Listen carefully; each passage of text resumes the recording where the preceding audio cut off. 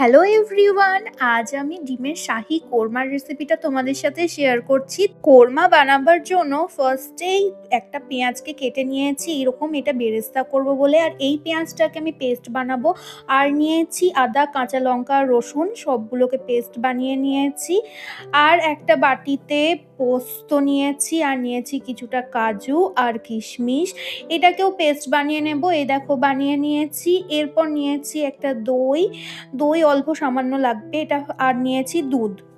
আমি 4টে ডিমকে সেদ্ধ করে নিয়েছি। এবার একটা প্যান গরম করে তাতে নিয়ে নেব সাদা তেল। এই তেলে আমি বেরেস্তাটা ভেজে নেব। বেরেস্তাটা ভালো করে লাল লাল করে ভেজে নিয়ে আমি সাইডে তুলে রাখবো। এরপর অন্য আরেকটা কড়াই গরম করে তাতে সাদা তেল দিয়ে দিয়েছি। এরপর আমি সেদ্ধ করা ডিমগুলো নুন দিয়ে ভেজে নেব। এরপর আমার এটা লাল লাল করে ভাজা হয়ে গেছে, আমি তুলে নিলাম। এরপর ওই তেলের মধ্যেই দিয়ে দেব গোটা গরম মশলা। আমি নিয়েছি দারচিনি, লবঙ্গ আর এলাচ, আর একটা তেজপাতাকেও আমি দিয়ে দিয়েছি। তেলের মধ্যে এগুলো একটু গন্ধ বেরিয়ে আসলে আমি বেটে রাখা পেঁয়াজটাও দিয়ে দিলাম।